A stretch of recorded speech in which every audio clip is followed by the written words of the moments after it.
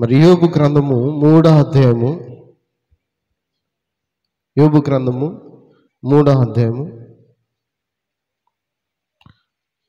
మొదటి వచనం నుంచి నేను చదువుతూ ఉన్నాను. దయచేసి అందరూ కూడా బైబిల్ తెరిచి చూడవలసిన పుటమును వచ్చేస్తున్నాను.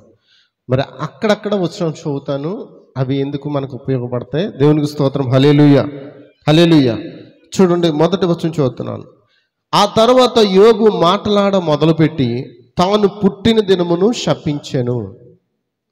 యోబు ఏమంటున్నాడండి? తను పుట్టిన దినమును శపించును. యోబు ఎలాగో నేను, నా తల్లి గర్భద్వారములను అది మూయునందుకును, నా నేత్రములకు అది బాధను మరుగు చేయనందుకును నేను పుట్టిన దినము లేకపోవును గాక. మగపిల్ల పుట్టినని ఒకడు చెప్పిన రాత్రి లేకపోవును గాక. దేవునికి స్తోత్రం. హల్లెలూయా, హల్లెలూయా. మరి 10వ వచనం అంటున్నాడు, అది వేకువ కనురెప్పలో చూడకుండును గాక.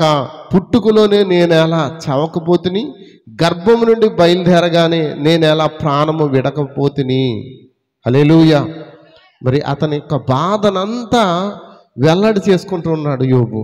అయితే మరి యోబుని దర్శించడానికి ఈరోజు ఈ వారము దేవుడు మనల్ని దర్శించడానికి ఆయన బలిష్ఠుడు దూతగా వచ్చినట్లుగానే యోబుని దర్శించడానికి ఒక బలిష్ఠుని దూత దిగి వచ్చున్నాడు. ఒక్కసారి మరి 38వ అధ్యాయం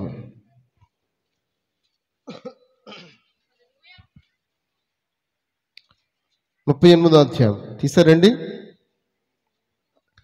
అప్పుడు యెహోవా సుడిగాలి నుండి ఇలాగు యోబునకు ప్రత్యుత్తరం ఇచ్చును, జ్ఞానము లేని మాటలు చెప్పి ఆలోచన చెరుపుచున్న వీడెవడు?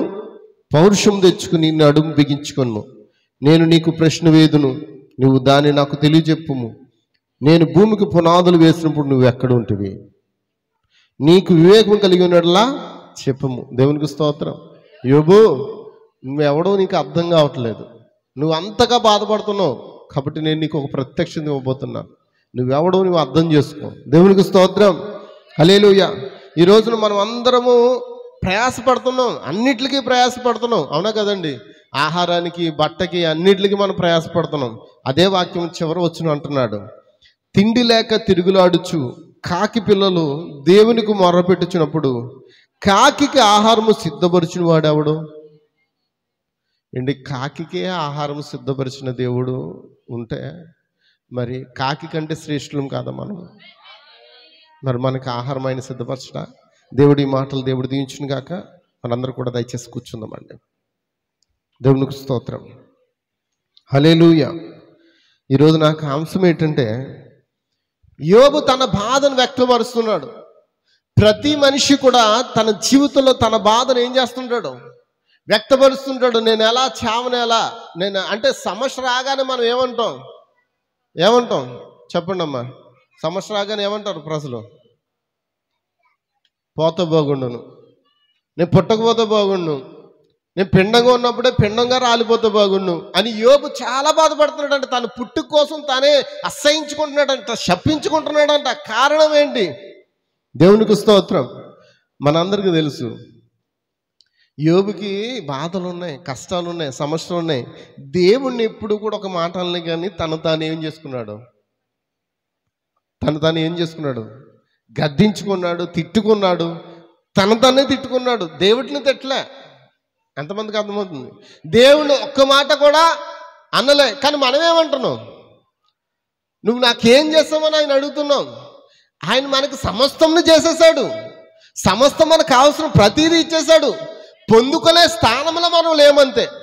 మనం వాటిని పొందుకోవాలంటే నీకు ఓర్పు ఉండాలి, సహనం ఉండాలి. దేవునికి స్తోత్రం. హల్లెలూయా. ఎంతమందికి అర్థమవుతుందండి? హల్లెలూయా, హల్లెలూయా, హల్లెలూయా. యోబును 3 స్నేహితులు బాధ పెట్టారు. బాధపడ్డం అంటే ముందు వాళ్ళు ఓదార్చడానికి వచ్చారండి, బాధ పెట్టడానికి కాదండి.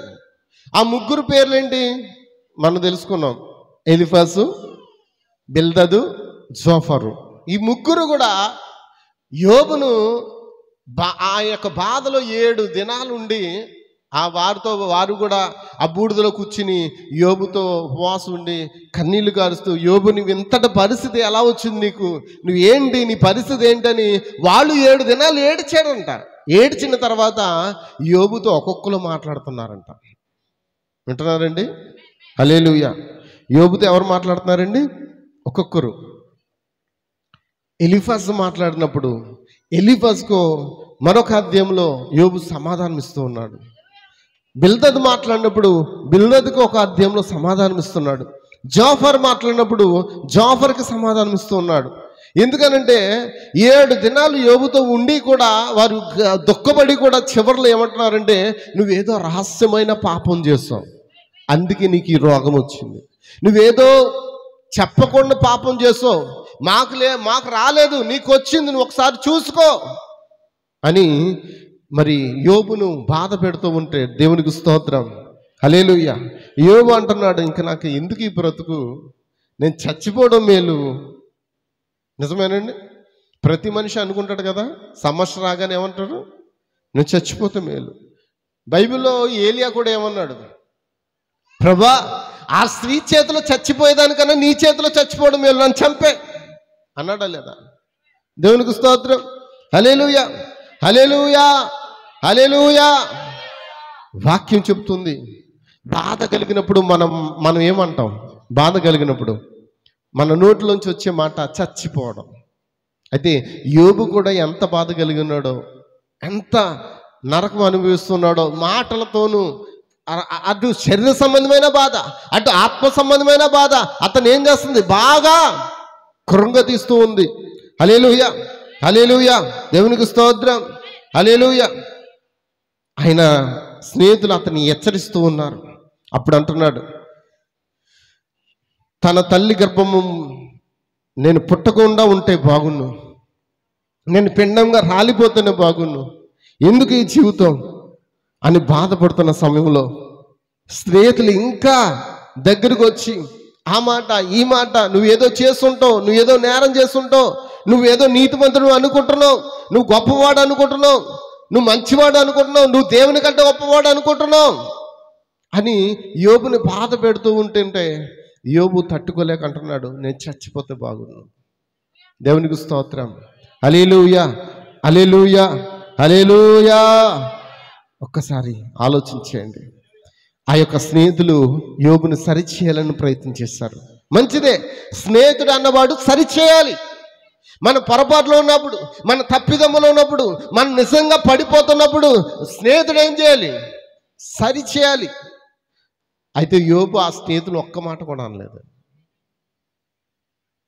మీరు పాపాత్ములు, దుష్టులు అని కూడా అనలేదండి. సరి చేయడానికి ప్రయత్నం చేశారు. నిజమేనా? అయితే అతను అంటున్నాడు, నేను ఎలాగూ దేవుని యందు జీవిస్తున్నానో అది నాకును దేవునికి బాగా తెలుసు, నన్ను నమ్మండి అని యోబు తన ఎక్స్ప్రెషన్స్ ఇస్తున్నాడు. దేవునికి స్తోత్రం. హల్లెలూయా. గమనించండి, ఈరోజు కూడా మరి యోబు ఏమై ఉన్నాడంటే సంఘానికి అతడు సాదృశ్యంగా ఉన్నాడు.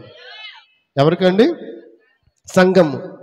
ఈ రోజున సంఘము దాని యొక్క స్థితి ఎలా ఉందో చూడండి. దేవునికి స్తోత్రం. హల్లెలూయా, హల్లెలూయా. మరి సంఘము తన పరిస్థితులను కోల్పోయినప్పుడు, సంఘము సమస్యలను ఎదుర్కొన్నప్పుడు మరి సంఘం ఏం చేయాలి? యోబుతో స్నేహితులు కలిపి ప్రార్థిస్తున్నారు, అవునా కదా? మరి సంఘం ఏం చేయాలి? అమ్మ చెప్పట్లేదు, మాట్లాడలేదు. సమస్య ఉన్నప్పుడు ఏం చేయాలి? నేను కొటేషన్స్ పెడుతున్నాను, ఎంతమంది చదువుతున్నారు? బైబిల్ యొక్క కొటేషన్స్, ఈ మెసేజ్ యొక్క కొటేషన్స్ పెడుతున్నాను. ఒకవేళ చదవలేకపోతే మీరు పక్కన ఉన్న వారితోనే చదివించుకోండి. ఆ కొటేషన్లో ఒక మాట ఉంటుంది, నేను పెట్టిన కొటేషన్లో, సంఘము సమస్యలతో ఉన్నప్పుడు, సంఘము శోధనలో ఉన్నప్పుడు ఏం చేయాలంట? సంఘ సభ్యులందరూ ఐక్యమయ్యి ప్రార్థించాలి. గతంలో కూడా మాట చెప్పాను. ఒక దైవసేవకుడు చెప్పాడు ఒక మాట, ఏమన్నాడంటే, కట్టెలన్నీ కలిసి ఉన్నప్పుడు దాన్ని విరగొట్టగలమా? ఏమంటే విరగొట్టగలమా? అదే ఆ కట్టెల్లోంచి ఒక కట్టె బయట తీసుకొచ్చి మనం విరగొట్టాలంటే అందరూ ఇక్కడే ఉన్నారా? సంఘము ఐక్యత కలుగున్నప్పుడు శత్రువు ఏమీ చేయలేడు. సంఘము నుంచి నువ్వు ఎప్పుడైతే ఒక స్టిక్ నువ్వు బయటికి వెళ్ళిపోయావో, ఒక కర్ర బయటికి వెళ్ళిపోయిందో, ఆ కర్రను శత్రువు ఏం చేస్తాడు? ఈజీగా ఇరగొట్టేస్తాడు. దేవునికి స్తోత్రం. హల్లెలూయా. ఇంకో మాట చెప్తాను, కట్టెలు మనం ఏం చేస్తాం, మంటకు ఉపయోగిస్తాం, అవునా కదా? దేవునికి స్తోత్రం, హల్లెలూయా. అందులో కొన్ని కట్లు తడిచిపోయి ఉంటాయి, అంటే చల్లగా ఉంటాయి, అవునా కదా? ఏమండి, ఇక్కడ కొంత చల్లని కట్టలు లేవా? అందరూ వేడిగా ఉన్నారా? నీ జీవితం, నీ లైఫ్, నువ్వు క్రీస్తు కొరకు నువ్వు చల్లగా ఉన్నావో వెచ్చగా ఉన్నావో నీ హృదయాన్ని ఒకసారి అడుగు. దేవుడు నీతో మాట్లాడతాడు. నువ్వు వెచ్చగా ఉన్నావో చల్లగా ఉన్నావో నులివెచ్చగా ఉన్నావో కూడా నీకు దేవుడు మాట్లాడతాడు. హల్లెలూయా. ఇప్పుడు కట్టెలన్నీ కలిసి ఆ పొయ్యిలో పెట్టినప్పుడు ఈ చల్లని కట్టెను కూడా ఆ పొయ్యిలో పెడితే ఏమవుతుంది? ఆరిపోతుంది, ఆరుదండి. ఈ వేడి యొక్క పుల్లలు ఆ చల్లగా ఉన్న పుల్లను ఏం చేస్తాయి? వేడి చేసి దాన్ని కూడా ఆ దేవుని వంట కొరకు, దేవుని పని కొరకు మంట కలిగేటట్లు చేస్తాయి. దేవునికి స్తోత్రం. సహవాసం అంటే అదేనండి. ఎంతమందికి అర్థమవుతుంది? సహవాసం అంటే ఈ రోజున అర్థం చేసుకోవాలి. హల్లెలూయా, హల్లెలూయా. చూడండి, ఆ కట్టెల్లోంచి నేను మండనను ఒక పుల్ల బయటకు వచ్చిందానికి అది ఉపయోగపడుతుందా? కాబట్టి సహవాసం అనేది అగ్నితో సహవాసం, దేవునితో సహవాసం. ఈ సహవాసంలో నువ్వేం చేయాలి?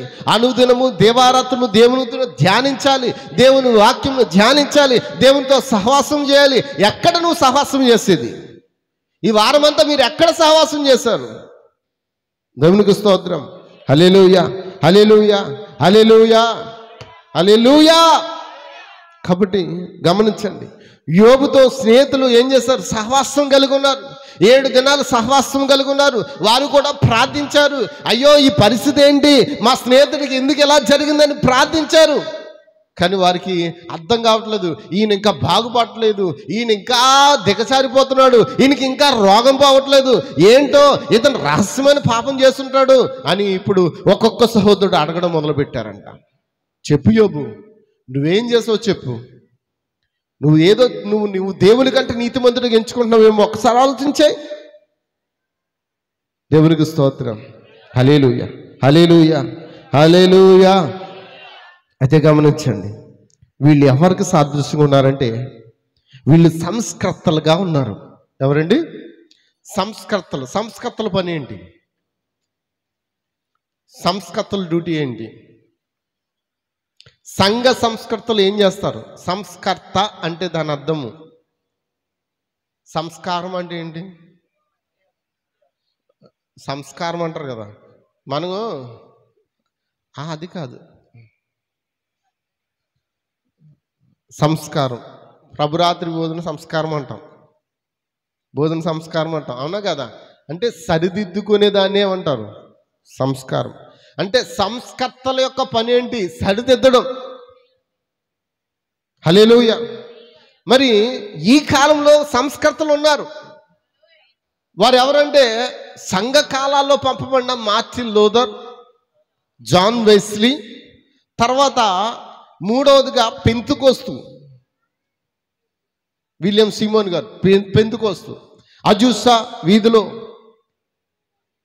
1906 అజూసా వీధిలో ఆయన పరిశుద్ధాత్మ అగ్ని చేత ఒక గృహంలో దిగొచ్చి ఒక వ్యక్తిని లేపాడు. వీళ్ళు వచ్చి ఏం చేస్తారంటే సంఘాన్ని సంస్కరణ చేస్తున్నారు. అంటే సంఘాన్ని దిద్దుతున్నారు. నువ్వు త్రాగుడు తాగొద్దు, నువ్వు వ్యభిచారం చేయొద్దు, నువ్వు సిగరెట్ తాగొద్దు, స్మోక్ చేయొద్దు, నువ్వు బూతులాడొద్దు, నువ్వు మాట్లాడొద్దు అని చెప్తూ ఉన్నారు. నువ్వు యథార్థంగా జీవించు, నువ్వు దేవుని కొరకు జీవించు అని చెప్తూ ఉన్నారు. దేవునికి స్తోత్రం.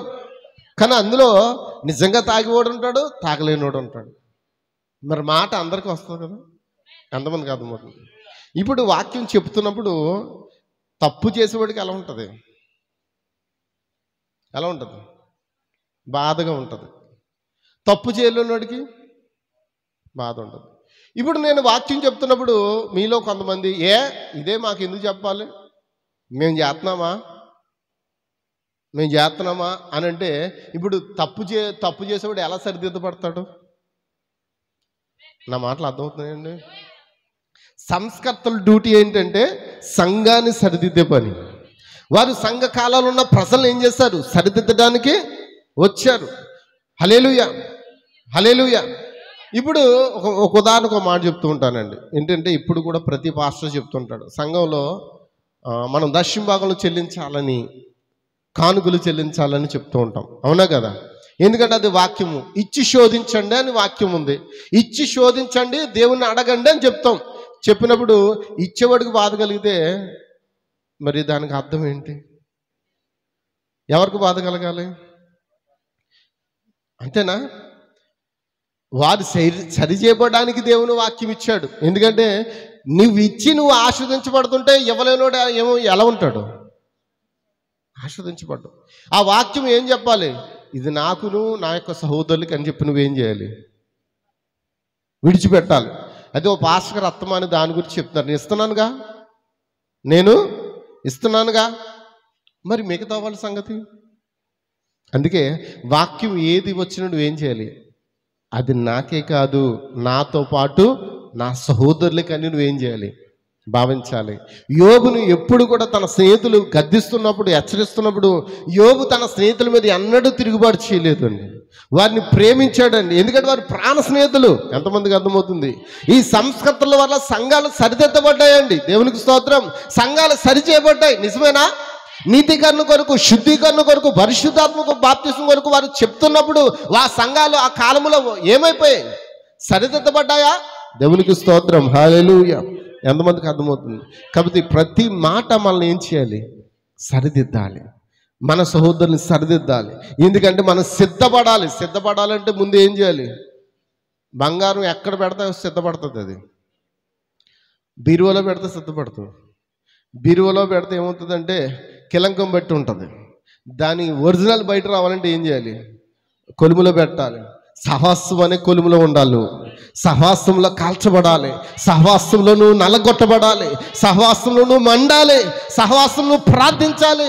సహవాసం నీ కష్టాల కొరకు, సమస్యలకు, నీలో ఉన్న ప్రతి మెలను కడిగివేయబడాలి. అది కాలిపోవాలి. ఆ కొలుములో కాలిపోయినప్పుడు శుద్ధ సువర్ణము బయటకు వస్తుంది. ఆ శుద్ధ సువర్ణమే ఆ రాజ్యంలో ఉండబోతూ ఉన్నది. దేవునికి స్తోత్రం. హల్లెలూయా, హల్లెలూయా. దేవునికే మహిమ, దేవుని నామానికే మహిమ. హల్లెలూయా. కాబట్టి చెప్తున్నారు, ఈ ముగ్గురు సంస్కృతులు ఈ కాలంలో పంపబడిన మార్టిన్ లూథర్, జాన్ వెస్లీ, పెంతెకోస్తుగా వారు ఉన్నారు. అయితే వారు సంఘాన్ని ఖండిస్తూ, హెచ్చరిస్తూ, సరిదిద్దడానికి వచ్చిన వారు. కానీ యోబు జీవితంలో మరొక వ్యక్తి ఉన్నాడు. యోబు జీవితంలో మరొక వ్యక్తి ఉన్నాడు. ఎవరండి? దేవునికి స్తోత్రం, దేవునికి స్తోత్రం. ఒక్కసారి 36వ అధ్యాయం మొదటి నుంచి. మరియు ఎలీహు, ఏమండి ఎవరంట అతను? నేను ముగ్గురు వ్యక్తుల గురించి చెప్పాను. ముగ్గురు వ్యక్తులు యోబును సరి చేయడానికి ప్రయత్నం చేశారు. ఇప్పుడు యోబు జీవితంలో మరొక వ్యక్తి వచ్చాడు. ఈ ఎలీహు ఎవరంటే ఈ ముగ్గురు కంటే, లేకపోతే యోబు కంటే, వీళ్ళందరికంటే చిన్నవాడు. ఎంతమందికి అర్థమవుతుందండి? హల్లెలూయా. ఇతను ఏమంటున్నాడు చూడండి. మరియు ఎలీహు ఇంకెట్లను, కొంతసేపు నన్ను ఓర్చుకొనుము, ఈ సంగతి నీకు తెలియజేసేదను. ఏలయనగా దేవుని పక్షముగా నేను ఇంకను మాట్లాడవలసి ఉన్నది. ఎవరి పక్షముగా? ఎంతమందికి అర్థమవుతుంది? మరి దేవుని పక్షంగా మాట్లాడడానికి దేవుడు ఈ కాలానికి ఎవరిని పంపాడు? యోబు జీవితంలో ఒక ఎలీహు ఉంటే, ఇప్పుడు యోబు సంఘానికి సాదృశ్యంగా ఉంటే, ఇప్పుడు మన జీవితంలో మన కొరకు దేవుని పక్షంగా మాట్లాడడానికి మనొక ఎలీహు ఉన్నాడు. ఓ మాట చెప్పమంటారా? ఆది కాండం నుండి ప్రకటన గ్రంథం వరకు ఏ గ్రంథాలు లేనప్పుడు యోబు గ్రంథమే ఉంది. నేనేమంటానంటే యోబు గ్రంథంలో ప్రకటన గ్రంథం కూడా ఉంది. యోబు గ్రంథంలో ఆది కాండం ఉందంటారా? యోబు గ్రంథంలో ఆది కాండం ఉంది. యోబు గ్రంథంలో 1000 ఏళ్ల పాలన ఉంది. యోబు గ్రంథంలో 7 ముద్రల ప్రత్యక్షత ఉంది. నువ్వు చదివితే నీకు అర్థమవుతుంది. హల్లెలూయా. ఇది ప్రత్యక్షతో కూడిన గ్రంథము. యోబు గ్రంథంలో ప్రత్యక్షపరచబడిన బలిష్ఠుడైన దూత ఉన్నాడు. యోబు గ్రంథంలో ముగ్గురు స్నేహితులు ఉన్నారు. ఇప్పుడు 4వ వాడు వచ్చాడు. ఈ 4వ వాడు వచ్చినవాడు దేవుని పక్షముగా ఉండి మాట్లాడుచున్న వ్యక్తి. అంటున్నాడా, కొంతసేపు నన్ను ఓర్చుకో, నేను నిన్ను నిందించను, కొంతసేపు నన్ను ఓర్చుకో, ఈ సంగతి నీకు తెలియజేసేదను. ఏలయనగా దేవుని పక్షముగా నేను ఇంకను మాట్లాడవలసి ఉన్నది. దూరము నుండి నేను జ్ఞానము తెచ్చుకుందును, నన్ను సృజించిన వానికి నీతిని ఆరోపించదును, నా మాటలు ఏమాత్రం అబద్ధములు కావు. పూర్ణ జ్ఞాని ఒకడు నీ ఎదుట ఉన్నాడు. ఎవరండి? ఎవరైనా దేవుడే. పూర్ణ జ్ఞాని ఎవరండి? మనం జ్ఞానములు కాదు, మనం అజ్ఞానులు. పూర్ణ జ్ఞానిని ఎదుట ఒకడు ఉన్నాడు. ఆలోచించుము. దేవుడు బలవంతుడు గాని ఆయన ఎవరిని తిరస్కారము చేయడు. ఆయన వివేచన శక్తి బహుబలమైనది. భక్తిహీనుల ప్రాణమును ఆయన కాపాడడు. ఎవరి ప్రాణం కాపాడుతాడు? మరి భక్తిహీనుల ప్రాణమును ఆయన కాపాడడు. మరి ఎవరి ప్రాణాన్ని కాపాడుతాడు? చాలా మంది అంటారు ప్రాణం అంటే మనం బ్రతికొండం అనుకుంటారు. కాదండి, అసలు నీ సోల్, నీ ఆత్మను, నీ ప్రాణమును కాపాడువాడు. నరకంలో పోకుండా నిన్ను కాపాడువాడు. దేవునికి స్తోత్రం. ఈ భూమి మీద ఈ శరీరం కుళ్ళిపోద్ది, ఈ శరీరం చీకిపోద్ది, ఈ శరీరం పాడైపోద్ది. ఈ శరీరం కాదండి అసలైన లోపల ఉన్న ప్రాణము. ఆ ప్రాణాన్ని కాపాడువాడు ఒక్కడున్నాడు. యోబు గుర్తించు, ఆయన దీనులకు న్యాయము జరిగించును. నీతిమంతులు ఆయన చూడకపోడు. నువ్వెంత నీతిగా జీవించావో దేవునికి తెలుసు. నీతిమంతులు ఆయన చూడకపోవడు. ఎంత చక్కగా చెప్తున్నాడండి. సింహాసనం మీద కూర్చుండి రాజులతో ఆయన వారిని నిత్యము కూర్చుండబెట్టును. మనం ఎక్కడ కూర్చుండి పెడతామని ప్రకటన గ్రంథం చెప్తుంది. చెప్పండి, మనం ఎక్కడ కూర్చుండి పెట్టబడతామంటండి? సింహాసనాసీనుడైన ఆ ప్రభువైన యేసుక్రీస్తు యొక్క సింహాసనం మీద జయించు వారిని కూర్చుండబెట్టుదునని చెప్పాడు. Amen, amen, amen. దేవునికి స్తోత్రం. మరి ఇది ప్రకటన గ్రంథం కాదంటారా? ప్రకటన గ్రంథంలో ఉన్న విషయాలు ఇందులో లేవంటారా? దేవునికి స్తోత్రం. ఆ యొక్క కాకులు పోషించిన దేవుడు, పక్షులను పోషించిన దేవుడు మనల్ని పోషించడా? దేవునికి స్తోత్రం. ఇప్పుడు మన ప్రయాస పొట్టగూటు కోసమే. ఎప్పుడు మన ప్రయాస ఏమి సంపాదించము, ఏమి తిందాము, ఏం త్రాగుదాము, ఏం ధరించుకుందాము, ఇదే కదా మన ప్రయాస. కానీ బైబిల్ చెప్తుంది దేవుని అందలి ప్రయాస వ్యర్థం కాదు. మరి నీ ప్రయాస వ్యర్థమైపోద్దేమో. నువ్వు సంపాదించుకున్న రూపాయి, నువ్వు సంపాదించుకున్న ప్రతిదీ ఏమైపోతాయి? అవి ఏమైనా సాక్షిగా నిలబడతాయా? మరి నీ కొరకు సాక్షిగా నిలబడేది ఒకటి ఉంది, అది నీ భక్తి జీవితమై ఉన్నది. దేవునికి స్తోత్రం. హల్లెలూయా, హల్లెలూయా, హల్లెలూయా, ఆమేన్. ఆయన వారిని నిత్యము కూర్చుండబెట్టును, వారిని గణపరచబడుదురు. వారి సంఖ్యలతో కట్టబడిన ఎడలను, బాధ పాశముల చేత పట్టబడిన ఎడలను, అప్పుడు వారు గర్వంగా ప్రవర్తించరని ఆయన వారి వారి కార్యములు, వారి దోషములను వారికి తెలియజేయును. ఉపదేశము వినుటకే వారి చెవిని తెరవజేయము. ఏంటండి? ఉపదేశం వినుటకే వారి చెవిని తెరవజేయము. ఆత్మ చెప్పుచున్న మాట చెవి గలవాడు వినుగాక. హల్లెలూయా. పాపం విడిచి రండని ఆజ్ఞయించును, పాపం విడిచి రండని ఆజ్ఞ ఇచ్చును. నా ప్రజలారా, దాని పాపంలో పాలివారు కాకుండా, దాని తెగుల్లో మీకు ఏది అంటకుండా దాన్ని విడిచి మీరు తిరిగి రండి. హల్లెలూయా. ఎంతమందికి అర్థమవుతుందండి? హల్లెలూయా, హల్లెలూయా. మరొక ప్రకటన కదా నీకు కనబడలేదా? ఆ ప్రత్యక్ష మిమ్మల్ని దేవుణ్ణి అడుగు. యోబుతో దేవుడు స్పష్టంగా మాట్లాడుతున్నాడు. ఇప్పుడు యోబుకు ప్రత్యక్షపరుచుకుంటుంది ఎవరంటే, ఇప్పుడు ఈ కాలపు ప్రవక్త మనకి ఎలా తాను ప్రత్యక్షపరుచుకున్నాడో, ఎలాగో ఆయన గురించి తన వాక్యములు మనకు బోధించున్నాడో, యోబుకు కూడా ఎలీహు బోధిస్తూ ఉన్నాడంట. దేవునికి స్తోత్రం. ఎంతమందికి అర్థమైంది అమ్మా? అర్థమవుతుందా? హల్లెలూయా, హల్లెలూయా, హల్లెలూయా. యోబుకు 7 ముద్రల ప్రత్యక్షత ఇచ్చాడంట. మరి మనకేమిచ్చాడు? ముద్రలు తెరవబడ్డం అంటే ఏంటండి? ముద్రల్లో ఏమున్నాయి? ముద్రల్లో గుర్రాలు ఉన్నాయి, ఉన్నాయి లేవా? ముద్రల్లో పురుగులు ఉన్నాయి, ఉన్నాయి లేవా? ముద్రల్లో ఉరుములు ఉన్నాయి, ఉన్నాయి లేవా? చెప్పండి బ్రదర్స్, ఉన్నాయా? ముద్రలో ఉరుములు ఉన్నాయా? మీరు ఈ బైబిల్, ఈ యొక్క యోబు గ్రంథం చదువుతుంటే ఉరుముల గురించి కనబడుతుంది, పక్షిరాజు గురించి కనబడుతుంది. దేవునికి స్తోత్రం. హల్లెలూయా. ఎంతమందికి అర్థమవుతుంది? ఉరుముల గురించి, పక్షిరాజు గురించి, అన్నిటి కోసము ఈ యోబు గ్రంథము బోధిస్తూ ఉన్నది.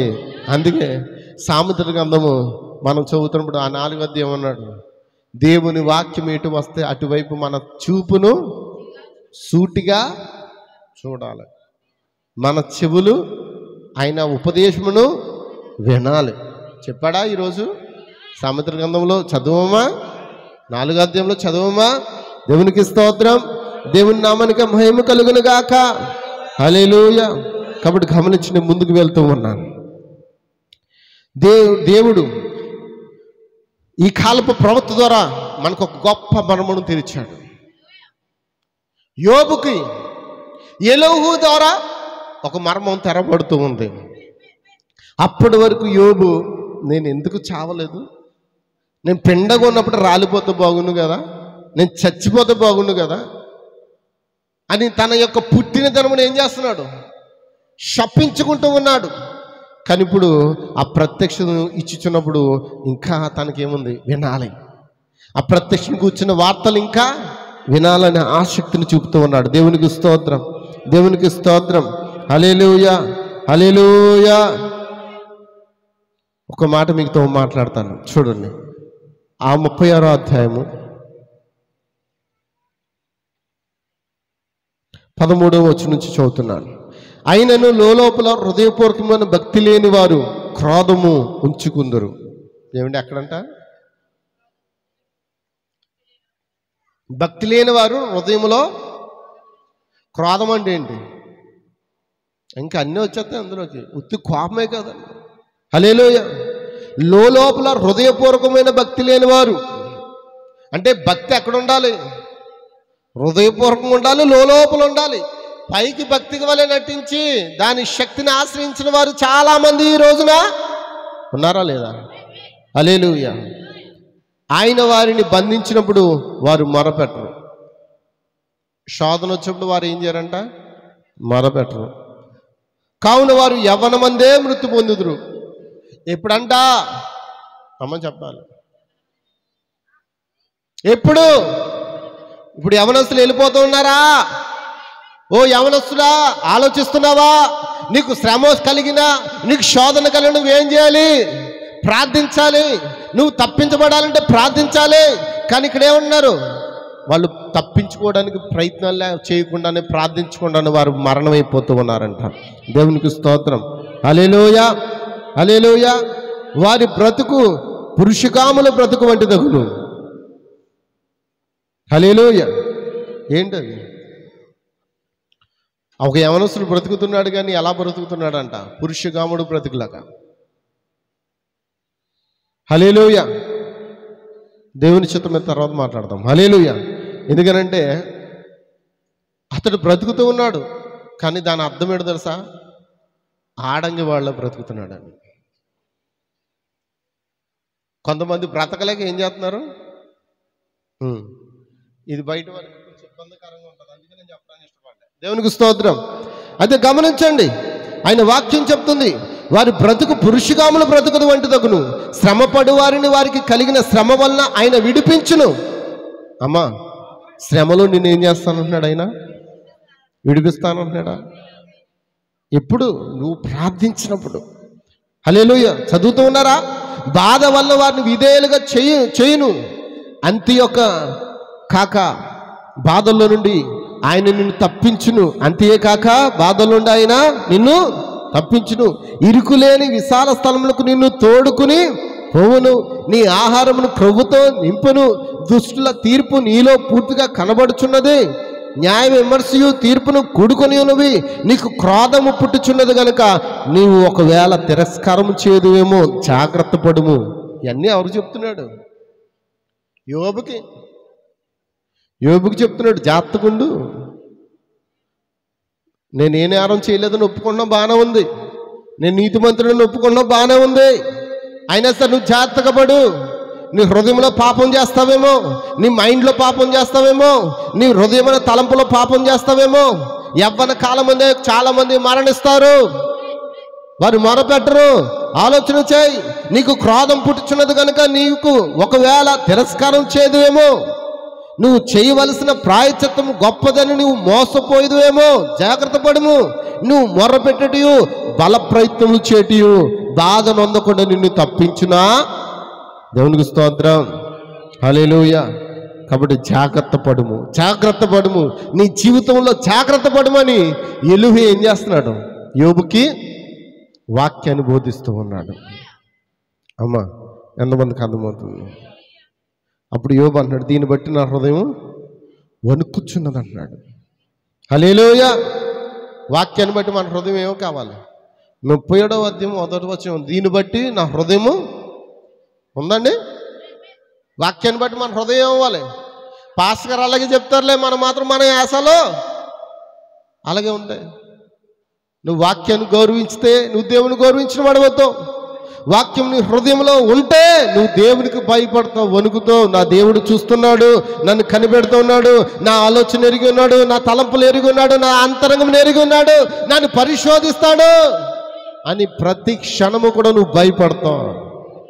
దేవునికి భయపడకపోతే మనం ఏమీ చేయలేం. హల్లెలూయా. ఈ దీపం మారిపోకముందు మన ఇల్లు ఏం చేయాలి? చక్క పెట్టుకుందామా? దేవునికి స్తోత్రం, దేవునికి స్తోత్రం. ముందుకు వెళ్తూ ఉన్నాను. యోబు దేవునితో ఒక ప్రత్యేకమైన సంబంధాన్ని కలిగి ఉన్నాడంట.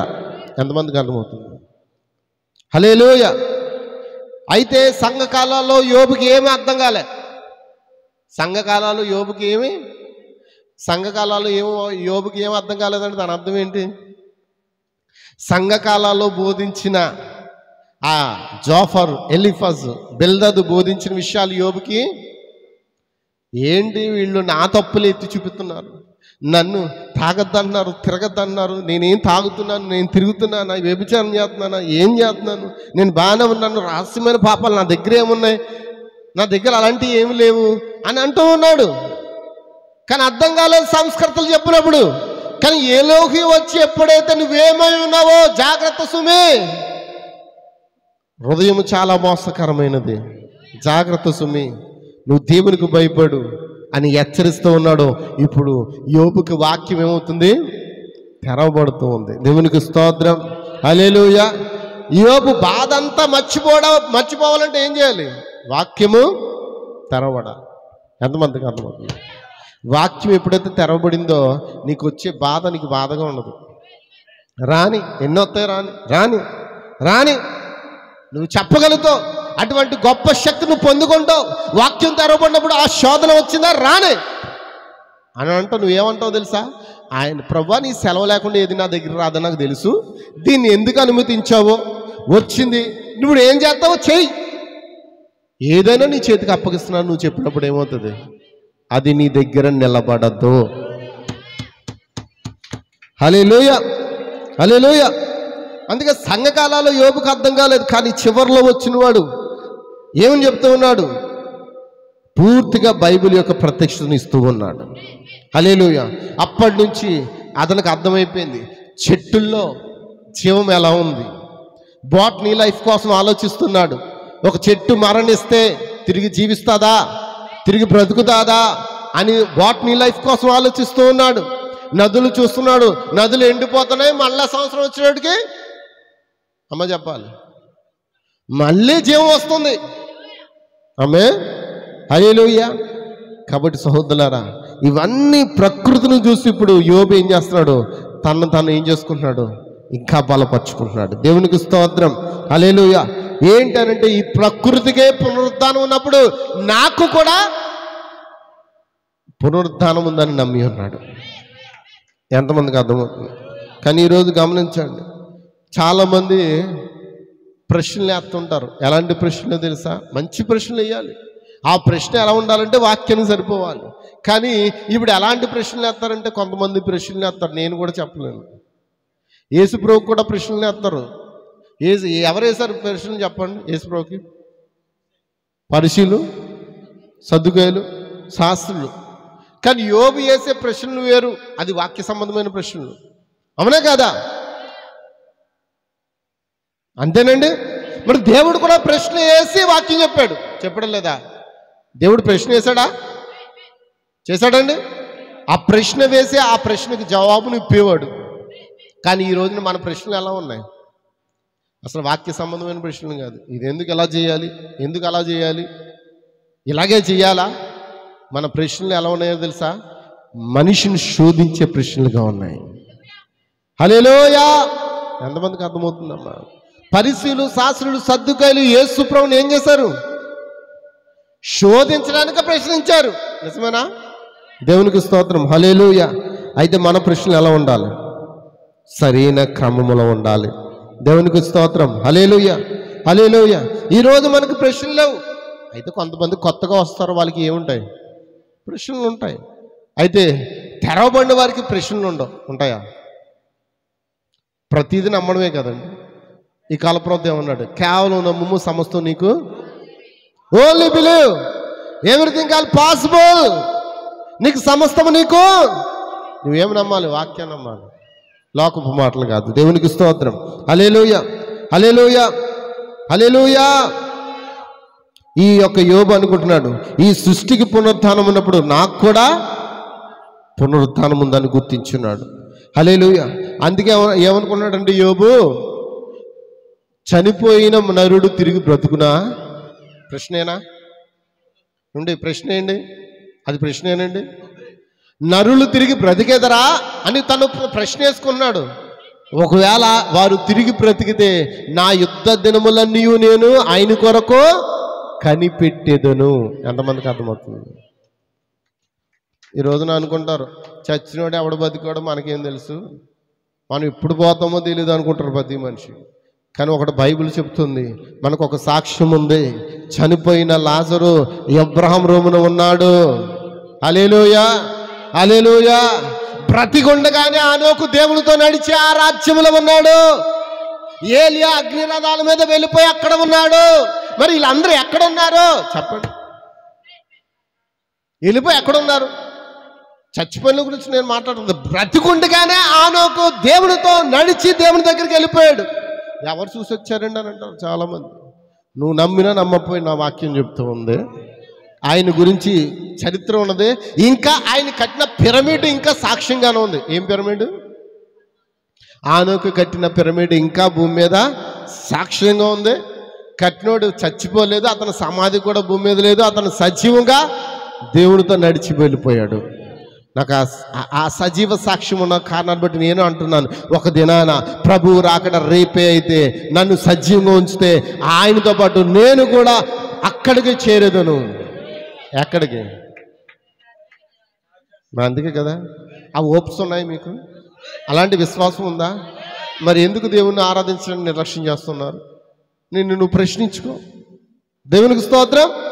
మనకు ఒక విశ్వాసం ఉందా? వెళ్ళిపోదామని విశ్వాసం మనకుందా? హనోకు వెళ్ళిపోయినట్లుగా, ఏలియా వెళ్ళిపోయినట్లుగా. దేవునికి స్తోత్రం. బైబిల్ సాక్ష్యం ఇస్తుంది. అబ్రాము రొమ్మున అనుకున్నాడంట, అడుక్కుంటూ తిరిగి పేదవాడు, పాపము చేయకుండా దేవుని కొరకు యథార్థంగా జీవించి అబ్రాము రొమ్మున ఆదుకున్నాడు. అన్ని సుఖభోగులు అనుభవించి ఇంకా సంపాదించుకుని నా కొట్లు ఉప్పేస్తాను, నా ఇల్లులు ఉప్పేసి ఇంకా పెద్ద ఇల్లు కట్టేస్తాను అనుకున్నాడంట. ఎవరు? ఉన్న ఇల్లు సరిపోక పెద్ద ఇల్లు కట్టేసుకున్నాడంట. మొత్తం కొట్లు ఉప్పేసి పెద్ద కొట్లు ధాన్యాలు కట్టేసుకున్నాడంట. సంపాదించిందంతా అందులో సమకూర్చుకుంటున్నాడంట. ఒకే రాత్రి పిలుపు వచ్చిందంట ఇద్దరికి. ఒకే రాత్రి ఇద్దరికి పిలుపు వచ్చింది. లాజరు వచ్చి అంటే హ్యాపీగా వచ్చేస్తానన్నాడంట.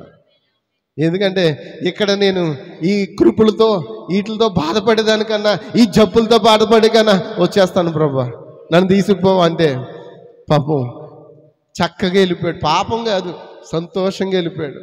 అలాంటి వాడి కోసం సంతోషపడాలి. అక్కడికి వెళ్ళిపోయే వారి కోసం సంతోషపడాలి. ఒకరోజు మనం కూడా అక్కడికి వెళ్ళిపోతాం కాబట్టి. ఆయన కోసం ఏ కూటం పెట్టలేదు. ఆయనకి ఎలాంటి సమాధి కూటాలు లేవు. అసలు లాజర్కి సమాధి చేసే వాళ్ళు ఎవరు లేరంట. దేవదూతలు వచ్చి ఆ లాజర్కి దరిద్రుడైన లాజర్ అని రాయబడింది బైబిల్లో. ఎవరండి? ఆ దరిద్రుడు నేనే. హల్లెలూయా. నేను ధనవంతుని కాదు, నేను దరిద్రుడిని. ఆ దరిద్రులో ఉండాలి. నిజమేనండి. దరిద్రుడైన లాజర్ను సమాధి చేసింది ఎవరు? దేవదూతలు సమాధి చేశారు. కానీ అయ్యగారికి, చర్చిలు కట్టిన అయ్యగారు స్పాన్సర్ చేసిన అయ్యగారు, నిజమేనా? అయ్యగారు చాలా చేశాడు కదా. ఎవరు? అన్ని బ్యాంకుల్లో ఏటీఎం కార్డులు కలిగి ఉన్న అయ్యగారు, క్రెడిట్ కార్డులు కలిగిన అయ్యగారు, అన్ని బ్యాంకుల్లో ధనం ఉంది, డబ్బు ఉంది, అన్నీ ఉన్నాయి. సమాధి చేయడానికి సేవకులు 100 మంది వచ్చారు. అందరూ నిశ్చయంగా హ్యాపీగా కూటం కూడా పెట్టారు. అయ్యగారు మాత్రం ఎక్కడున్నారు? అప్పుడు కింద కూటం జరుగుతుంటే ఒక్కొక్కడు సాక్ష్యం ఇస్తున్నాడంట. మన అయ్యగారు నాకు చర్చి కట్టుకోవడానికి 1 లక్ష రూపాయలు ఇచ్చారు, మన అయ్యగారు నాకు ఒక 50 లక్షలు దానం చేశాడు, మా అయ్యగారు మాకు ప్రతి సంవత్సరం బట్టలు ఇట్టుకోడు అని ఒక్కొక్కరు సాక్ష్యం చెప్తుంటే అసలైన పాస్టర్ గారు అంటున్నాడంట, నేనే బాగా బోధించాను మన అయ్యగారికి, మన అయ్యగారు మనకి చాలా చేశాడు, చాలా హ్యాపీగా ఉన్నాడు. అక్కడ దేవుని దగ్గర ఉయ్యాలు ఊగుతున్నాడు, దేవుని చేతులు ఉయ్యాలు ఊగుతున్నాడు. అర్థమవుతుందమ్మా?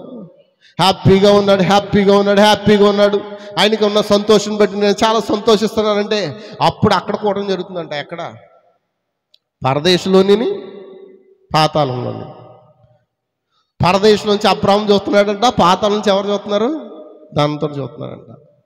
ధనవంతుడు అంటున్నాడు, ఓరే పనికి మాలోరా, మీరు సరిగ్గా బోధించుంటే నేను ఇక్కడికి రాను కదా,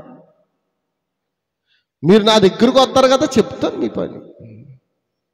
నేనున్న స్థలంలో నా అన్నదమ్ములు వచ్చారంటే మీ మెళ్ళరు కొట్టుతాను, ఇంకెక్కడ మెళ్ళరు కొడతాను, ఇంక అయిపోయింది సీను. అప్పుడు అనుకున్నాడంట, నేనున్న స్థలంలో నా అన్నదమ్ములు ఉండకూడదు. ఎప్పుడు అనుకున్నాడు? అంతా అయిపోయి అక్కడ మలమలా మాడిపోతున్నప్పుడు అప్పుడు అనిపిస్తుందంట, సువార్త ఇప్పుడు చేస్తే బాగుంది. సువార్త చేయడానికి సమయం ఉన్నప్పుడేమో సువార్త చెయ్యం. మనం పోయి అక్కడికి వెళ్ళిపోయిన తర్వాత ఆ మలమల మంటల్లోని అబ్రామా, తండ్రివైన అబ్రామా, మళ్ళీ ఏమన్నాడు?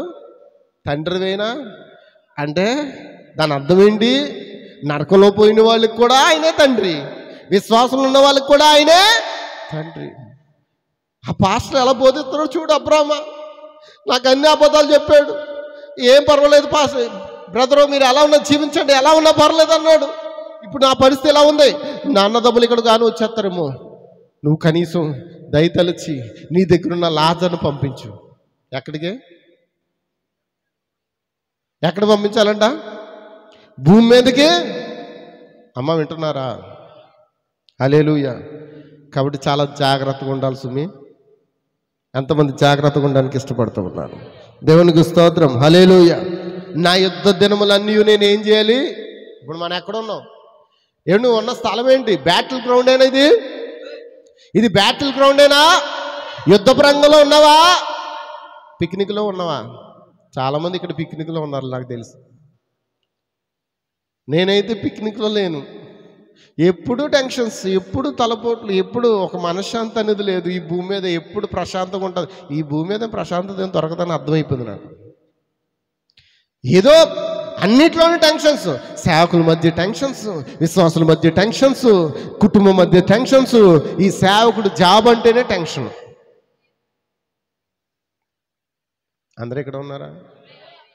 నాకు తెలిసి ఇది ఒక టెన్షన్ జాబ్. ఇది ఒత్తిడితో కూడిన జాబ్. ఇది అటు కుటుంబంతో ఒత్తిడి వస్తుంది, అటు విశ్వాసులతో ఒత్తిడి వస్తుంది, అటు స్నేహితులతో ఒత్తిడి వస్తుంది, అటు సేవకులతో ఒత్తిడి వస్తుంది. నా థ్యాంక్ గాడ్ నాకు దేవుడికి నన్ను ఒత్తిడి పెట్టలేదు అంతే. హల్లెలూయా. అయితే యోబు జీవితంలో ప్రత్యక్షపరచబడిన బలిష్ఠైన దూత నా జీవితంలో కూడా ప్రత్యక్షపరచుకున్నాడు. మరి నీ జీవితంలో ఆయన ప్రత్యక్షపరచుకున్నాడా? దేవునికి స్తోత్రం. ఆమేన్. ఎవరో ఆమె సంతోషంగా లేరు. మీకేం టెన్షన్? మీ ఇంటి టెన్షన్లే మీకు ఉంటాయి, మాకేముంటాయి? అవునా కదా? మీకు మీ ఇంటి టెన్షన్సే, మీ కుటుంబ టెన్షన్సే. సేవకుడు మాత్రము చెప్పండి, అందరి టెన్షన్స్, అందరి గురించి ఆలోచించాలి. ఈ బుర్ర ఉన్నదే కొద్దిగా. అవునా కదా? అవునా కదా? ఒకసారి ఆలోచించి నరాలు పగిలిపోతాయనే టైప్లో ఉంటుంది మా పరిస్థితి. అలాంటి ఒత్తిడి సమయంలో ఏమీ చేయలేక నన్ను నేను తిట్టుకుంటాను. యోబు వల్లే, చచ్చిపోతే బాగుంది, ఎందుకు వచ్చింది. ఎవరైనా చిన్నపిల్లలు ఏదైనా అన్నాం అనుకోండి, గద్దించాం అనుకోండి, వారు ఏదైనా రివర్స్ మాట్లాడుతున్నారు అనుకో, ఎందుకు వచ్చింది బ్రతుకు. వీళ్ళకి చెప్పడానికి కూడా మనకి అంటే మంచి చెప్పినా కూడా వాళ్ళకి ఎలా ఉంటుంది, ఎందుకు వచ్చింది బ్రతుకు అనిపిస్తూ ఉంటుంది. నిజమేనా? సేవకుడి జీవితం చాలా దుర్బలమైన జీవితం అండి. ఇదేదో పూల పాన్పు అనుకుంటున్నారు, పూల పాన్పు కాదండి. ఏ పక్క నుండి ఏ అవమానం వస్తుందో, ఏ పక్క నుండి ఏ విపత్తు వస్తుందో, ఏ పక్క నుండి ఏ యొక్క బాధ వస్తుందో, ఏ శ్రమ వస్తుందో, ఏ శోధన వస్తుందో, హల్లెలూయా, అది తెలియని పరిస్థితి అండి. కానీ సేవకుని గురించి మీరు ఆలోచన చేసినప్పుడు మీరు సేవకునికి ఒక ఇబ్బందికరంగా ఉండరండి. ఎలా ఉంటారు ఇప్పుడు? అందుకే ఒక పారాగ్రాఫ్ పెట్టాను. నా దగ్గర ఇంకో సెల్ ఫోన్ ఉంటే చదివి వినిపిద్దును. ఎంతమంది చదివారు అది? అమ్మా ఎంతమంది చదివారు? ఎవరు చదవలేదు, నాకు అర్థమైపోయింది. అమ్మ చదవలేదా, చదివారా? శనివారం రోజున పెట్టిన ఆ మాటను ఎంతమంది చదివారు? దేవునికి స్తోత్రం. పోనీ నేను చదవచ్చా? నన్ను చదవమంటారా? ఏమండి చెప్పండి. హల్లెలూయా, దేవునికి స్తోత్రం, దేవునికి స్తోత్రం, హల్లెలూయా. ఏమండి ఎన్నో చెప్పండి, నేను చదవమంటే చదువుతాను, లేదంటే మానేమంటాను. నేను పెట్టిన దాన్ని చదువుతూ ఉన్నాను. సరే చూడండి. సొలొమోను కంటే గొప్పవాడు ఇక్కడ ఉన్నాడు అనే వర్తమానంలో దేవుడు ఈ కాల ప్రవక్త ద్వారా మనకు కొన్ని విషయాలు మాట్లాడుతున్నాడు. అది ఏంటంటే సంఘ కాపరి తనంతట తాను సహాయము చేసుకోలేడు. ఏంటండి అర్థమవుతుందా? సంఘ కాపరి తనంతట తాను సహాయము చేయలేడు. ఈ విషయంలో సంఘ సభ్యులు సహాయము చేయవలను. మనమందరము భాగస్వాములము. ఎవరందరూ? నిజమేనా? హల్లెలూయా, హల్లెలూయా. నైసియా కౌన్సిల్ నందు మొట్టమొదటిసారిగా అదే గందరగోళాన్ని ప్రారంభించింది. ఇప్పుడు నికోలేతు సిద్ధాంతంను వారు కోరిరి. నికోలేతు సిద్ధాంతం ఏంటి తెలుసా? ఏంటి నికోలేతు సిద్ధాంతం? ఈరోజు చాలామంది నికోలేతు సిద్ధాంతంలోనే ఉన్నారు. నికోలేతు సిద్ధం అంటే పాస్టర్ గారు ఆర్డర్ వేస్తారు, కింద ఉన్న వాళ్ళు ఏం చేయాలి? ఆడితో మాట్లాడదు, ఆయన కొట్టే, ఆయన తిట్టే, ఆడి ముఖం మీద ఉమ్మేసే అని పాస్టర్ గారు ఇక్కడ బోధిస్తుంటే కింద ఉన్న ఏం చేస్తారు చెప్పండి? ఇది ఏ సిద్ధాంతం? ఇది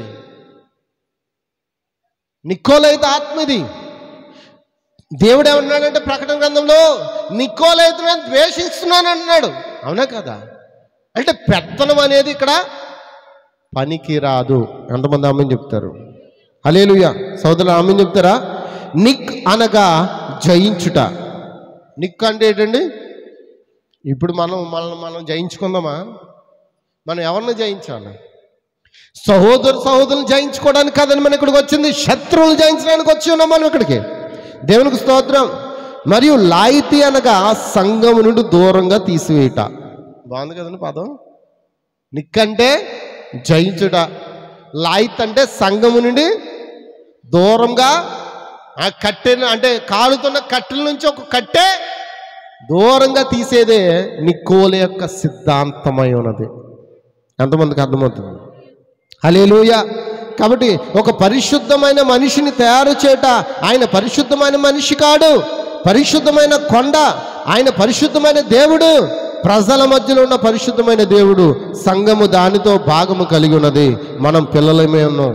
ఒక మనిషిని మనం పరిశుద్ధమైన వ్యక్తిగా మనకంటే ఏమండి మనం ఒక వ్యక్తిని పరిశుద్ధమైన వ్యక్తిగా చేయడానికి ఇక్కడ రాలేదు మనం. ఎంతమంది ఆమంటారు? అమ్మ చెప్పండి అమ్మ. నేను ఇక్కడ ఉన్నప్పుడే సేవకుడిని, ఇక్కడ నేను మాట్లాడినప్పుడే పాస్టర్ని. నేను ఈ స్థలం విడిచి కిందకు వచ్చానా, నేను మీ అందరితో పాటు ఆయన యొక్క రాకడను ఎదురు చూస్తున్న ఒక విశ్వాసనే. ఎంతమందికి అర్థమవుతుంది? కేవలం ఇక్కడ బోధించడానికి మాత్రమే పెట్టుకున్నాడు పనికి నన్ను ఆయన. మరి ఇంకేం పనులు లేవా? మనందరికి ఏం పనులు లేవా? ఎవరు మాట్లాడట్లేదు. బోధించడమే సేవ కాదండి. సేవ అంటే పరిచర్య చేయట. బోధించడం సేవ కాదు, బోధ ఒక సేవ కాదు. బోధ అనేది ఒక సేవ, ఒక పరిచర్యలో ఒక భాగం అంతే. మిగతాదంతా అసలైన సేవ ఏంటి? అసలైన సేవ ఎక్కడ బిగిన్ అవుతుందో తెలుసా? బయట చెప్పులు వదిలేసి వచ్చారు కదా, వచ్చారా బ్రదర్స్? మీరు చెప్పులు వదిలేసి వచ్చారా? ఎంతమంది వదిలేసి వచ్చారు? ఆ చెప్పుల్ని ఎవరో ఒక వ్యక్తి వెళ్ళి సరి చేసి ఒక ఆర్డర్లో పెడితే అది ఒక సేవ. చెప్పులన్నీ ఒక ఆర్డర్లో ఉంటే సంఘం కూడా ఒక ఆర్డర్లో ఉంటుందంట. క్రమం అనేది అక్కడి నుంచి రావాలంట. ఎంతమందికి అర్థమవుతుంది? తీర్పు ఎక్కడ ప్రారంభమవుతుంది? దేవుని ఇంటి నుండి ప్రారంభమవుతుంది. క్రమం అనేది ఎక్కడి నుంచి రావాలి? బయట మనం వేసుకుని వచ్చే చెప్పుల నుంచే మన క్రమము. ఎంతమంది ఆమేనంటారు? మరి అది నీచమైన పని అని మీరు అనుకుంటారు. ఈ కాల ప్రవక్త ఏమన్నాడు తెలుసా? అది ఉన్నతమైన పనిలో అతి గొప్ప పని అంటారు. అందుకే ఈ యొక్క సృష్టికర్తని యేసుక్రీస్తు ఈ భూమి మీదకి వచ్చి ఆయన ఏం చేశాడు? శిష్యులు పాదములు కడుగుట మొదలుపెట్టాడు. ఆమేనంటారు సహోదరులారా? దేవునికి స్తోత్రం, దేవునికి స్తోత్రం, హల్లెలూయా.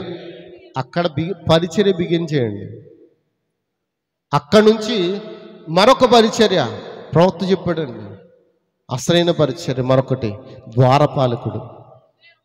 ద్వారపాలకుడు అంటే ఏదో వాచ్మెన్ అనుకుంటున్నారేమో. అసలు ద్వారపాలకుడు పని ఏంటో తెలుసా?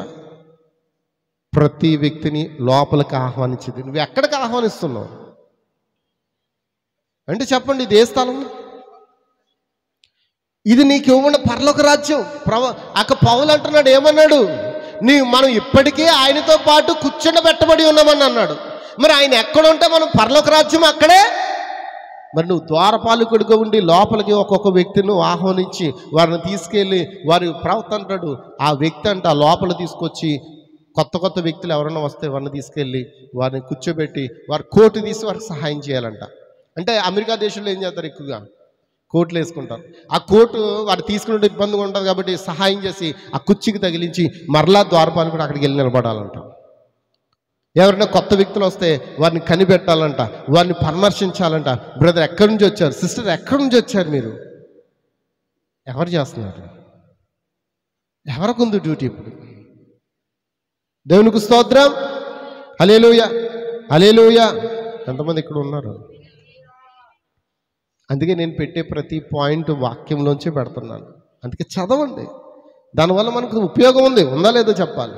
హల్లెలూయా, హల్లెలూయా, హల్లెలూయా. నేను ముగింపులోకి వస్తున్నాను. అసలు ఈరోజు వాక్యం అయిపోలేదు. దేవుడు ఇంకా ఏదో తవ్వుతూనే ఉన్నాడు, ఇంకా లోపల నుంచి ఇంకా ఆయన తీస్తూనే ఉన్నాడు. దేవునికి స్తోత్రం, హల్లెలూయా. ఈరోజు మనకు ప్రశ్నలు లేవు, ఉన్నాయా? ఒకవేళ ఉంటే నువ్వేం చేయాలి? హృదయంలో ఇట్టేసుకుంటారు అంతే. హృదయంలో ఇట్టేసుకుంటే తెలిసిపోతే తర్వాత నీకు ప్రశ్న వచ్చిందనుకో, దానికి జవాబు కావాలంటే ఏం చేయాలి? నువ్వు ట్రై చేస్తావు. నీకు అర్థం కాకపోతే ఏం చేస్తావు? అమ్మ స్నేహితుడు ఏం చేస్తావు? నువ్వు యూట్యూబ్ చూస్తుందంట అమ్మ. ఎందుకంటే మరి ఇప్పుడు మన అందరి తల్లి అదే కదా. ఇప్పుడు ఆమెకు మాస్టర్ ఎవరు లేరు, అంతేనా కదా తల్లి? యూట్యూబ్లో నా మాస్టర్లు ఎవరైతే ఏం పెట్టారో ఆ ప్రశ్నకి ఆ సమాధానం ఏంటో ఆమె వెతుకుతుంది. ఆమె డ్యూటీ అది, అవును కదా? అంతేనమ్మా? ఇప్పుడు ఆ ప్రశ్న తెలుసుకోవాలంటే నీకు ఇవ్వబడిన మాస్టర్ దగ్గరికి వచ్చి నువ్వేం చేయాలి? అడగరు, ఎందుకు ఇలా వచ్చింది వాక్యం చెప్పండి పాస్టర్ గారు అని అడగరు. తర్వాత హృదయంలో ఎట్టుకుని ఏం చేస్తారు? కడుపు ఉబ్బిపోయేలాగా. ఎందుకు? ఉబ్బిపోయిన తర్వాత ఏమవుతుంది? అవునా? ఏదైనా సమస్య ఉన్నప్పుడు మనం ఏం చేయాలి? దాని గురించి అడగాలి, తెలుసుకోవాలి, మాట్లాడాలి.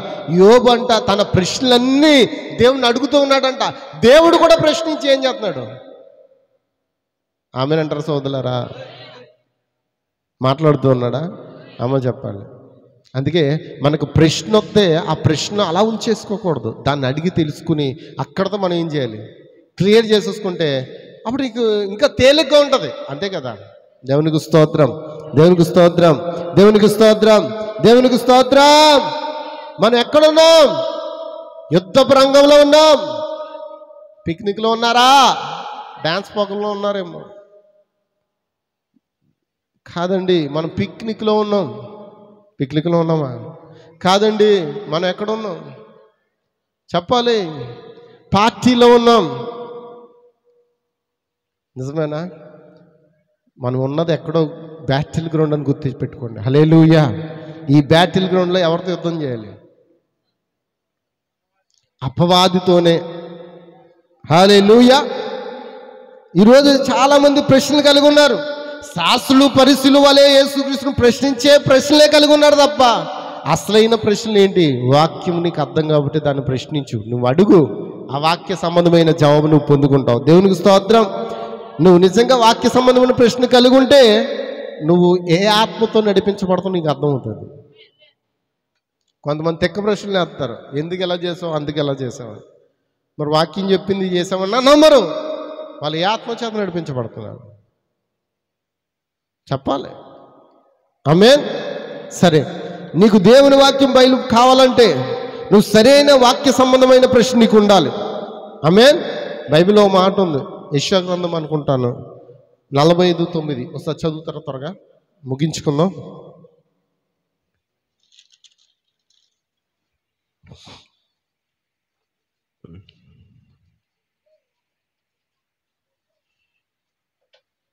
ఉందండి, చదవండి. మంటికొండ పెంకులలో ఒక పెంకే ఉండి తన్ను సృజించిన వానితో వాదించువానికి శ్రమ, జిగటమన్ను దాన్ని రూపించువానితో నేనేమి చేస్తున్నానని అనదగునా, వీనికి చేతులు లేవని నీవు చేసింది నీతో చెప్పదగునా. దేవునికి స్తోత్రం, దేవునికి స్తోత్రం. దేవుని నామానికి మహిమ కలుగును గాక, దేవుని నామానికి మహిమ కలుగును గాక. అక్కడ ఏముంది? మంటికొండ పెంకులలో. నువ్వు మొత్తం అంత కొండ కాదు, మట్టి కొండ పెంకులు ఒక పెంకు నువ్వు. చాలామంది లోకంలో సామెత ఉంది, ఇది చాలా పెంకు రా బాబా. ఏంటి ఆ పెంకు? ఆ పెంకు వేరు, ఈ పెంకు వేరు. ఎవరైనా గడగడ లోలలో వాగుతుంటుంటే ఏమంటారు? ఓ దేవు, ఈ పెంకుతో మాట్లాడుతుంది, పెంకు ఇది అంటారు. అవునా? నువ్వు ఆ పెంకు అయితే అయ్యి ఉండొచ్చు, కానీ నువ్వు అసలైన పెంకు ఏంటి? మట్టి కొండని పెంకు అని గుర్తుపెట్టుకో. నువ్వు మట్టి కొండలో ఒక పెంకే ఉండి సృజించిన వానితో, నిన్ను సృజించిన వానితో నువ్వు వాదిస్తే నీకు రోజున నాకు బాగా గుర్తుంది. బ్రదర్ బెన్నీ ఆ ఊర్లో పాస్టర్ పీటర్ గారు మీటింగ్స్ ఏర్పాటు చేసుకున్నారు 2 దినాలు. అయితే పాస్టర్ పీటర్ గారు అన్నారు, నువ్వు ముందుకు వెళ్ళిపో అన్నారు. నేను ట్రైన్కి వెళ్ళిపోయాను. అమ్మ వింటున్నారా? నేను ట్రైన్కి వెళ్ళిపోయాను. బాగా గుర్తుంది. ఆ రోజు కూటం అంతా అరేంజ్మెంట్ అయిపోయింది. పాస్టర్ గారు వచ్చేటప్పటికి విజయవాడలో బెన్ సర్కిల్ దగ్గర ఇరుక్కుపోయారు మాట. టైం అయిపోతుంది, కూటం టైం. అక్కడ నుంచి మిర్యాలగూడ రావడానికి ఇంచుమించు 3 అవర్స్ జర్నీ. అప్పటికే 6 అయిపోయిందండి. వింటున్నారా? ఎక్కడికి? విజయవాడ వచ్చేటడికే 6 అయిపోయింది. విజయవాడ నుంచి మిర్యాలగూడకి ఇంచుమించు 120 కిలోమీటర్లు, ఎంతో 100 అంత 100 కిలోమీటర్లు రావాలంటే ఇంచుమించు 2.5 అవర్స్ అన్న పడుతుంది, 2 అవర్స్ అన్న పడుతుంది. అవునా కదా? కానీ ఈ మధ్యలో కూటంగానే ఆగిపోద్దేమని మరి ఒక్కొక్కరు మాట్లాడుకుంటున్నారు. నువ్వు చెప్పు అని వాళ్ళు సంఘ పెద్దలు వాళ్ళు మాట్లాడుకుంటున్నారు. అప్పుడు పాస్టర్ గారు ఉన్నారంట, నేను పంపించిన పాస్టర్ గారు రాలేదా అని అడిగారంట. ఎవరండి అంటే, నివులు వచ్చాడా అన్నారంట. వచ్చారండి అన్నాడు. దేవునికి స్తోత్రం. అయితే మీరు పాటలు పడి సాక్ష్యం చెప్పండి, నివులకి వాక్యం ఇవ్వండి అన్నాడు. అప్పుడు ఆ మిర్యాలగూడ ప్రాంతంలో ఏం చెప్పాలో తెలియదు, నేనేం సిద్ధపరచుకోకుండా వెళ్ళాను. అప్పుడు నాకు చెప్పారు, వాళ్ళు పాటలు పాడుతున్నారు, నన్ను వాక్యం సిద్ధపరచుకోమన్నారు. ఏం చెప్పనని ప్రార్థన చేశాను. అప్పుడు నేరుగా దేవుడు ఆయన ఆలోచన నాకు ఈ వచనం దగ్గర తీసుకెళ్ళాడండి. ఎంతమందికి అర్థమవుతుంది? మట్టి కొండ పెంకులో ఒక పెంకే ఉండి తను సృజించిన వానితో వాదించువానికి శ్రమ అనే మాట మీద నేను వాక్యం చెప్పడం బిగిన్ చేశాను. వాక్యం అయిపోయింది, సువార్త అందింది. తర్వాత పాస్టర్ గారు వచ్చారు. 2వ రోజు రాత్రి మరలి కూటంలో ఆయన సెకండ్ పార్ట్ చెప్పారన్నమాట. సేమ్ ఇదే అంశం మీద. ఆయనకి నేనేం చెప్పానో ఆయనకి తెలీదు. ఎంతమందికి అర్థమవుతుంది? ఆయనకి నేనేం చెప్పానో తెలీదు. కానీ ఆయన 2వ రాత్రి నేను ఫస్ట్ చెప్తే ఆయన సెకండ్ పార్ట్ చెప్పాడు. చాలా ఆత్మ సంబంధంగా కూటాలు జరిగాయండి. దేవునికి స్తోత్రం. నాకు ఒక విషయం ఏంటంటే, ఇంతకే అక్కడున్న పరిస్థితి, వాళ్ళ యొక్క కులము కానీ, వాళ్ళ యొక్క దేవతలు కానీ, వాళ్ళ యొక్క విధానం నాకు ఏమీ తెలియదు. కానీ ఈ వాక్యం తీసుకున్నప్పుడు వాళ్ళు ఎవరంటే కుమ్మరోళ్ళ సంగతి నాకు అర్థమైంది. ఎవరు? కుమ్మరోళ్ళ ఇంటికి వెళ్ళి కుమ్మరి గురించి చెప్పాను నాకు. అసలు నిజమైన కుమ్మరి కోసం చెప్పాను. ఎంతమందికి అర్థమవుతుంది? వాళ్ళు కుమ్మరులు అన్న సంగతి నాకు తెలియదు. మట్టి కుండలు చేస్తారు కదా, వాళ్ళని సంగతి నాకు తెలియదు. నాకు తెలియకుండానే వాళ్ళ గురించి నేను వాక్యం చెప్పాను అక్కడ. అలాగా పరిశుద్ధాత్మ మనల్ని నడిపిస్తుందండి. దేవునికి స్తోత్రం. కాబట్టి ఈ మాట ఏంటి? మట్టి కుండలో పెంకుల్లో పెంకే దేవునితో వాదించడానికి శ్రమ అని బైబిల్ చెప్తుంది. అయితే శాస్త్రుల్లో ఆయన్ని శోధించుకు మాత్రమే ప్రశ్నిస్తున్నారు. కానీ వధువు మాత్రం వాక్య బయలుపాటును ఆమె పొందుకుని, ఆమెకి ఎలాంటి ప్రశ్నలు లేకుండా ఆమె ఏం చేస్తుంది? వాక్యాన్ని మాత్రమే విశ్వసిస్తుంది. హల్లెలూయా. అందుకే యోబు చాలా సహవాసమును కలిగి ఉన్నాడు. ఆయనకు 3 స్నేహితులు వచ్చినట్లే మనకు కూడా 3 సంస్కర్తలు వచ్చారు. చివరిలో యోబుకు ఎలీహు వాక్యము తెరిచాడు. మనకి కాలప్రవత వచ్చి వాక్యాన్ని పరిచయం చేస్తున్నాడు. అందుకే మనం ఆయన వెతికినప్పుడు ఆయన మనకి ఏమవుతాడు? దొరుకుతాడు. ఎంతమంది వాక్యంతో వెతుకుతారు? హల్లెలూయా, ఆమేన్, హల్లెలూయా. కాబట్టి వెతకండి. దేవుని వాక్యాన్ని ఏం చేస్తారు? వెతకండి. శ్రమలో బాధలో చచ్చిపోవాలని అనుకోవద్దు. ఆ మాట రానీయకండి. నువ్వు చచ్చిపోవడానికి నీ దేవుడు నేను భూమి మీద తీసుకురాలేదు. నేను చంపడానికి దేవుడు భూమి మీద తీసుకురాలేదు. నేను శరీర మార్పు చేసి నిన్ను ఎక్కడ తీసుకెళ్ళాలనుకుంటున్నాడు? ఏమండి, యోబుకి శరీర మార్పు జరిగిందా? ఏమో మాట్లాడలేదు. జరిగిందా? మళ్ళీ అలాంటి దేహం వచ్చింది. పాడైపోయిన శరీరం పోయి మళ్ళీ నిగనగలాడిపోతున్నాడు. మళ్ళీ యవనస్తుడిగా మారిపోయాడు. మళ్ళీ 10 మందిని కనే అప్పటికే 10 మందిని కన్నాడు. ఆ 10 మంది చచ్చిపోయారు. ఇంకో 10 మందిని కనడానికి కావాల్సిన శక్తిని దేవుడు ఇచ్చాడా? మరి శరీర మార్పు ఉందా? ఇప్పుడు యోబు గ్రంథంలో ఆది కాండం ఉందా? యోబు గ్రంథంలో ప్రకటన గ్రంథం ఉందా? ఎంతమందికి అర్థమవుతుంది? కాబట్టి దేవుడు ఈ మాటలు మీ హృదయంలో దేవుడు దీవించును గాక. God bless you.